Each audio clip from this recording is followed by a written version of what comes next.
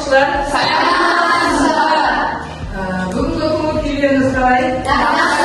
Сабаққа дайынсыздар ма? Сабақты бастамас бұрын сіздерге алдымен бағалау парақшасын таратамын. Мына жерде әрбір тапсырма жазылыпты, соған қарай сіздер алған әрбір тапсырмада алған ұпайларыңызды жазасыздар. Сабақтың соңында барлық ұпайды қосып, сабақта неше ұпай алғандарыңызды сабақтың қорытындысын алайық.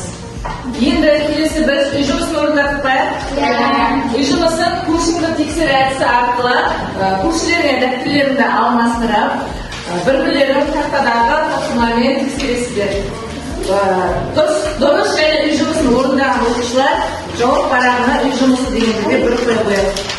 Түсінді ме? Тақтадағы 379 тексеруіне көршілермен алмастырыңдар дәптерлерін.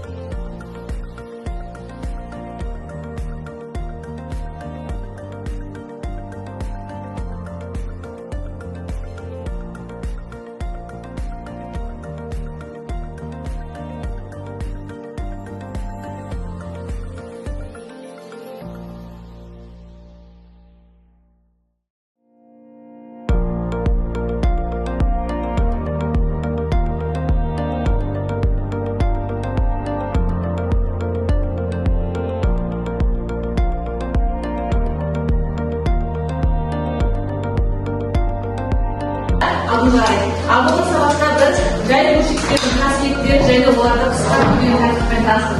Өткен сабақты қайталап, сәйкестендіру тапсырмасы арқылы өткен сабақта қайталаймыз.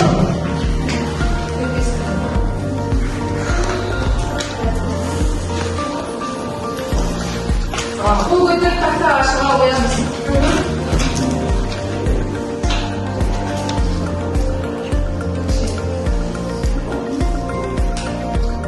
Бестен бір бөлшек дегеніміз, бестен бір мына сандардың қайсының қысқартып тұрған түрі? Қайсы саны? Нешеге қысқартты?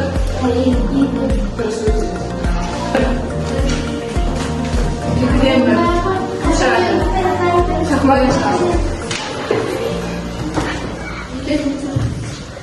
Екіден бір.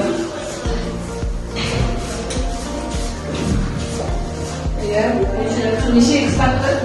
Екіге дұрыс. Келесі 21-ден 9 шығады. 21 нешеге қысқартты? Нешеге қысқартты? 3-ге дұрыс. Келесі 4-тен 1. Ені 4-тен 1 алынғанда бөлімінде бірдей санға көбейтеміз. Кім? Басқа? Апыл ұшан.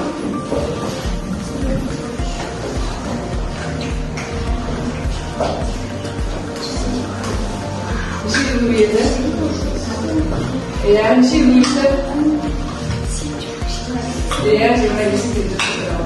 Келесі 35-тен 25. Нешеге қысқартты? Нешеге қысқартты? Нешеге қысқартты? 5-ге дұрыс. 4-ге 3 соғышқа 8-ден алды. Нешеге қысқартты? 2-ге қысқартты. Дұрыс 2-ге қысқартты. Жақсы, өте жақсы. Жаңа сабақ бізде дұрыс және бұрыс бөлшектерді. Дәптерімізді ашып, көңіліңізді жазып, дұрыс және бұрыс бөлшектерді шақырыңыз.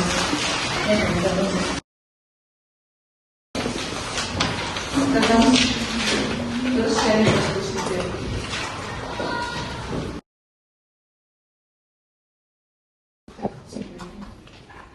Сабағымыздың мақсаты дұрыс және бұрыс бөлшектерді ажырату. Жай бөлшектер бізде екіге бөлінетін. Дұрыс және бұрыс бөлшектер. Дұрыс бөлшек дегеніміз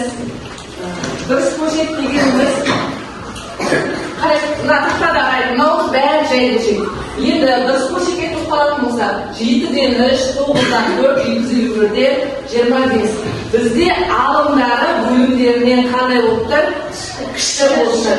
Алымы бөлімінен кіші болатын болса, онда ол бізде дұрыс бөлшек деп аталады. Қарай, ережесі алымы бөлімінен кіші жай бөлшек, дұрыс жай бөлшек деп аталады. Түсінді ме? Әрі қарай, енді 16-дан 1 16'dan 21. Егер алымы мен бөлімі бірдей сан болатын болса, немесе алымы бөлімінен үлкен болатын болса, бізде бұрыс бөлшек деп аталады. Міне ережесі, алымы бөлімінен үлкен немесе оған тең жай бөлшек, бұрыс жай бөлшек деп аталады.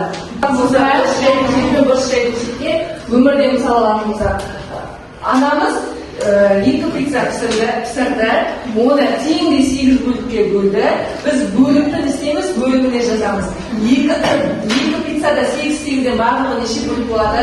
16. Сонда 8-ден 16 деген бөлшек шығады. Бұл қандай бөлшек? Дұрыс бөлшек. Екеуін қысқартсам неше шығады? 2 шығады. Сонда 2 дегеніміз бүтін пицца бар деген сөз. Бүтінді білдіреді. Ода қысқарт тұрған санымыз бүтін санды білдіреді. Түсінікті ме? Енді осы 16 тілім пиццамыздың 11-ін жеп қоятын болса, неше болады? 5-еу. Оны бөлшек түрде жеген болса, бізде барлық тілімді бөліміне қалған тілімді істейміз, алымына жазамыз. Сонда бізде қанша шықты? 16-да 5. Сол қандай бөлшек? Ал енді жеген тілімімізден бөлшек бастыратын болса, 16-да 11. Жеген тіліміміз бізде 11. Бұл қандай бөлшек? Дұрыс бөлшек. Сабағымыз түсінікті ме? Келесі енді ауызша осы сабақты одан әрі пысықтау үшін ауызша сұрақтарға жауап береміз. Қол көтеріп жауап береміз. 11-де 4. Айталым. Дұрыс отырамыз. 30-ді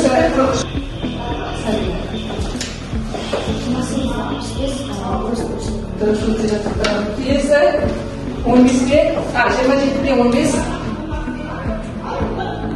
Кім айтты? Астын айталым. 27-де 15 дұрыс бөлшек. Қандай бөлшек? Дұрыс отырамыз. Келесі Аяла.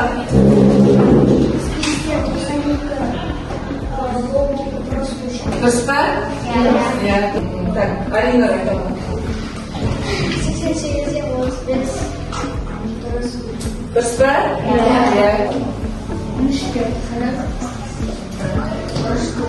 дұрыс бөлшек. Келесі 36-да 26. Медина. 26 дұрыс бөлшек. Дұрыс отырамыз. Дұрыс бөлшектер болады. Муслима.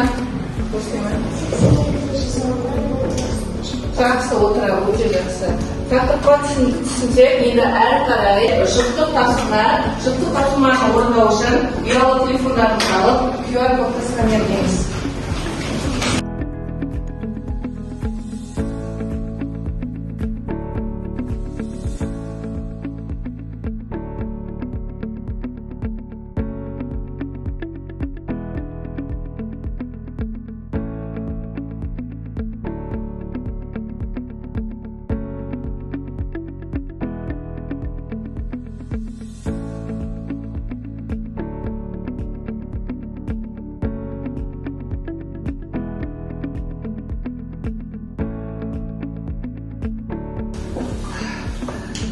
Сканерлер телефондарын кіргеннен кейін бізге осындай барабанша шығады.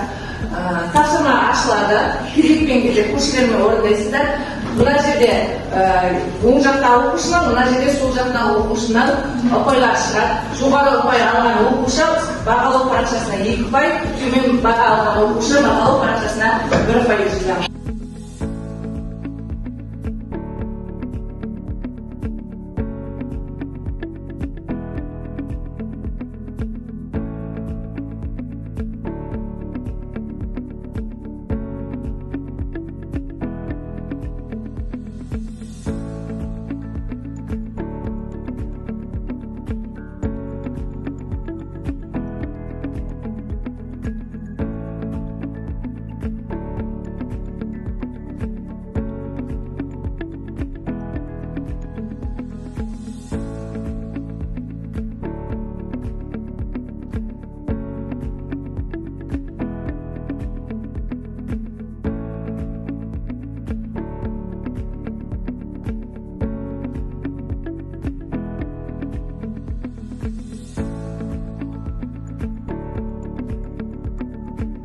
Балдарымызды қоямыз.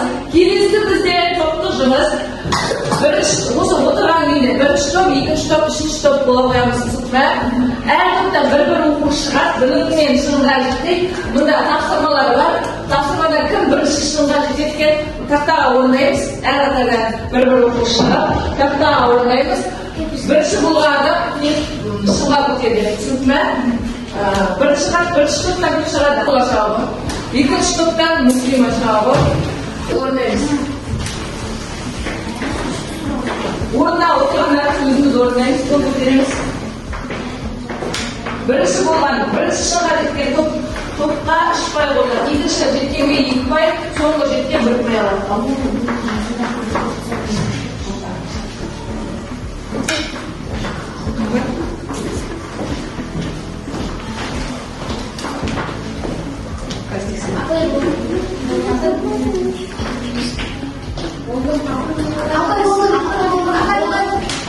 Hadi tahtadan jauh düşürüyor. Sen ben tahtadan düşürüyor jauh. Бірінші болған бізде Abdullah. 12'de 2, 60'da 10. Өте жақсы отыра бар. Сен бірінші тұрсың ба? Бірінші тұрып басшысың. Жақсы тыныш болды. Екінші тапсырмаға бірінші тұрып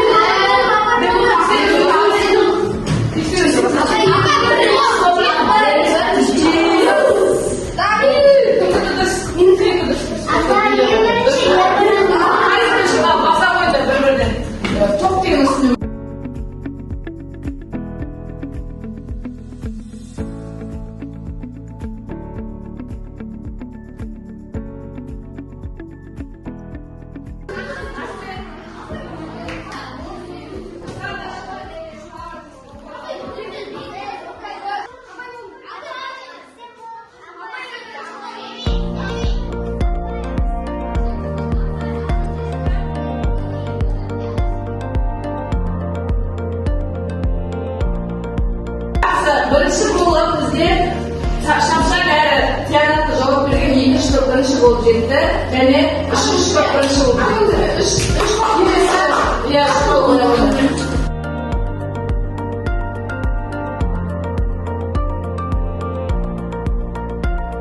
топтық жұмыстың 2 тапсырмасы қалды.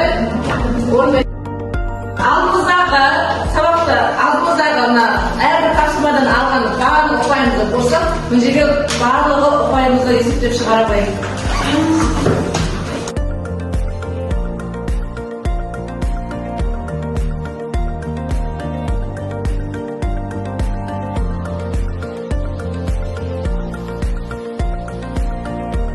Жақсы, сабағымызды кері байланыспен қорытындылай қояйық. Маған сабақ қиын болды, сабақты толық түсіндім, сабақты толық түсіндім, түсінбедім. Мынаның істің басқан кезде бізде оқушы саны көріп тұрады. Неше оқушы түсінді, неше оқушы түсінбеді. Шектен бастап бір-бірімізді кері байланыспен аңсар бере оқырсыз.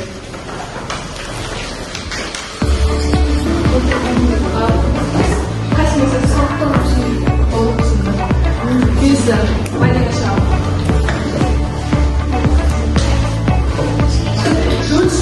Есепті үй жұмысына ала қоямыз. Осымен сабақ аяқталды. Сіздерге рахмет.